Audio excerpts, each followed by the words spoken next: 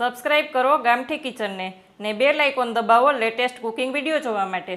Hello friends, ગામઠી કિચનમાં તમારું સ્વાગત છે। આજે આપણે બનાવીશું બટેટાનો ફરાળી ચેવડો। બટેટાનો ફરાળી ચેવડો બનાવવા માટે અહીંયા આપણે લાલ બટેટા લીધા છે। આ તમે જોઈ શકો છો, લાલ બટેટા એકદમ ઇઝીલી માર્કેટમાં મળી જતા હોય છે અને અત્યારે બટેટાની સિઝન છે એટલે ખૂબ જ આસાનીથી મળી જશે। તો આ બટેટાની આપણે છાલ કાઢી લેશું અને આ બટેટા અત્યારે સિઝનના હોય એટલે એકદમ સરસ રજવાડી એવો આપણો ફરાળી ચેવડો તૈયાર થશે। તમે જોઈ શકશો, અહીંયા જોવો તો આપણે પહેલાં બધી જ છાલ કાઢી બટેટાની અને પાણીમાં લેતા જશું, કારણ કે બટેટા કાળા ના પડે। આ જ રીતના હું બધા જ બટેટાની છાલ કાઢી લઈશ। અહીંયા આપણે બધા બટેટાની છાલ કાઢી લીધી છે અને સારી રીતના ધોઈ અને બીજા સ્વચ્છ પાણીમાં લઈ લેશું। અહીંયા આપણે એકદમ જાડા હોલવાળું જાડું ખમણ તૈયાર કરશું ને એકદમ સરસ લાંબા લાંબા લોચા પડે તે જ રીતના આપણે ખમણને તૈયાર કરવાનું છે।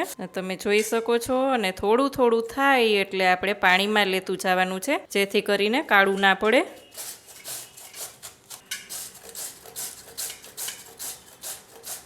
આ જ રીતના આપણે બધું જ ખમણ તૈયાર કરી લેશું। અહીંયા આપણે ફરાળી ચેવડા માટે બધું જ ખમણ બટેટાનું તૈયાર કરી લીધું છે, તમે જોઈ શકો છો। પણ આ પાણી આપણું એકદમ ડોરું છે, તમે જુઓ તો આ પાણી એકદમ ડોરું છે। તો જ્યાં સુધી આ પાણી સ્વચ્છ ના થાય ત્યાં સુધી 6 થી 7 વખત આપણે ધોઈ લેશું, કારણ કે જો આમાં સ્ટાર્ચનો ભાગ રહે તો બટેટાની ચિપ્સ એકદમ કડક પણ નથી થતી અને લાલ પણ થઈ જાય છે, એટલે આપણે સરસથી ધોઈ લઈએ। અહીંયા તમે જુઓ, હવે આપણું પાણી એકદમ સરસ ચોખ્ખું થઈ ગયું છે ને। હવે આપણે બધું જ આ ખમણને નિતારી લેશું।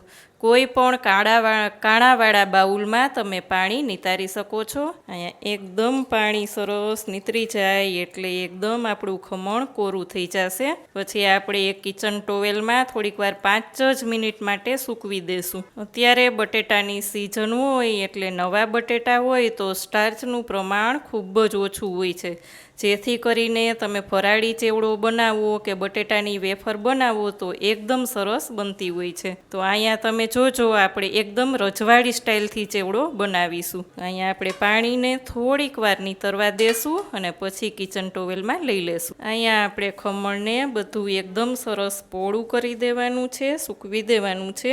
અહીંયા આપણે બધું જ ખમણ એકદમ સરસ પોળું કરી દીધું છે। ઉપરથી આપણે બીજું એક કિચન ટોવેલ લઈ અને એકદમ પ્રેસ કરી દેશું, જેથી કરીને ઉપરનું વધારાનું પાણી હોય તે પણ આમાં આવી જાય। આ જ રીતના આપણે 5 મિનિટ માટે કરીશું। ત્યાં સુધીમાં આપણે તેલ ગરમ થવા રાખી દઈએ।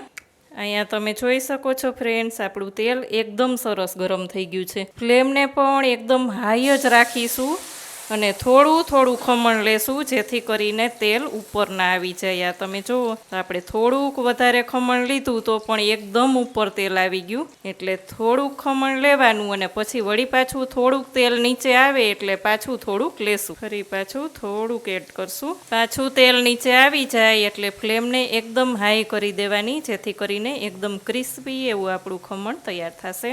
અહીંયા તમે જોઈ શકો છો ફ્રેન્ડ્સ, એકદમ તેલ ગરમ હોય અને હાઈ ફ્લેમ હોય તો તળાતા બિલકુલ વાર નથી લાગતી અને ફરી પાછું લાલ પણ નથી થતું। એકદમ વ્હાઈટ અને એકદમ ક્રિસ્પી એવું આપણું ખમણ તૈયાર છે, લઈ લેશું। આ જ રીતના આપણે બીજું ખમણ પણ લઈ લઈએ, પણ ખાસ યાદ રાખજો થોડું થોડું જ લેવાનું છે, કારણ કે તેલ ઉપર આવશે। અહીંયા આપણું ખમણ તૈયાર થઈ ગયું છે, તમે જોઈ શકો છો એકદમ સરસ ક્રિસ્પી થઈ ગયું છે, તેને પણ આપણે લઈ લઈએ। અહીંયા આપણે 2 થી 3 ટેબલ સ્પૂન સિંગદાણા લીધા છે, તેને પણ તળી લેશું, પણ ફ્લેમને એકદમ મીડિયમ કરી દેશું।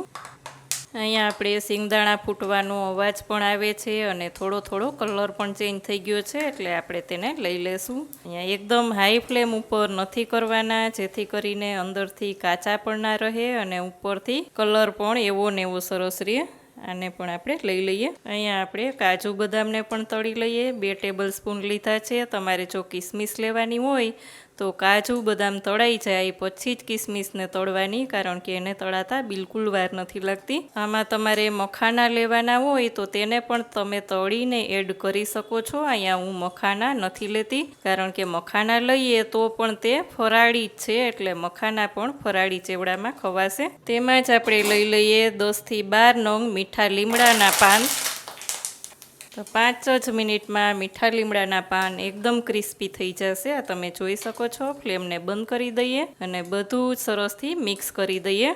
અહીંયા તમે જોઈ શકો છો એકદમ ક્રિસ્પી એવું આપણું ખમણ તૈયાર થઈ ગયું છે. આમ જો એકદમ લાલ પણ નથી થયું અને એકદમ ક્રિસ્પી થયું છે ને ફરી પાછું તેલ પણ નથી ચડેલું, એટલે એકદમ સરસ એવું આપણું ખમણ તૈયાર થયું છે. આ પણ બધું આપણે એડ કરી દઈએ. તેમાં આપણે લઈ લઈએ 2 ટેબલ સ્પૂન દળેલી ખાંડ. ખાંડનું પ્રમાણ થોડુંક વધારે રાખશું, જેથી કરીને ખૂબ જ એવો ટેસ્ટી બનશે. સ્વાદ પ્રમાણે સિંધા નમક લઈ લઈએ, કારણ કે આપણે ફરાળમાં લેવાનું છે. 1/2 ટીસ્પૂન મરી પાવડર લેશું અને બધું જ સરસથી મિક્સ કરી દેશું. અહીંયા આપણે પહેલાં એકદમ હાથથી જ બધું મિક્સ કરી દઈએ, એટલે એકદમ સરસ થઈ જાય. આ જુઓ બહેનો છે ને, એકદમ સરસ, જોઈને જ ખાવાની ઈચ્છા થઈ જાય એવો આપણો ફરાળી ચેવડો તૈયાર છે. સર્વ કરીએ. અહીંયા જુઓ ફ્રેન્ડ્સ, એકદમ સરસ મજાનો એવો આપણો ફરાળી ચેવડો તૈયાર છે. આ બહાર તમે બજારમાં લેવા જાઓ તો 10 રૂપિયાના પેકેટમાં એકદમ થોડોક જ ચેવડો આવતો હોય છે. અહીંયા આપણે 6 થી 7 રૂપિયાના બટેટામાં જ કેવો સરસ કેટલો બધો ચેવડો બનાવી લીધો છે, તમે જોઈ શકો છો. અને પાછો એકદમ લાલ પણ નથી થયો અને ખૂબ જ ટેસ્ટી એવો છે. તો તમને મારી રેસીપી કેવી લાગી તે તમે ચોક્કસ કોમેન્ટ કરીને કહેજો. કેવી લાગી આજની રેસીપી? જો સારી લાગે તો વિડીયોને લાઇક કરજો. ચેનલમાં નવા હોય તો સબસ્ક્રાઈબ કરીને બેલ આઇકોન પ્રેસ કરજો. આવજો ફ્રેન્ડ્સ.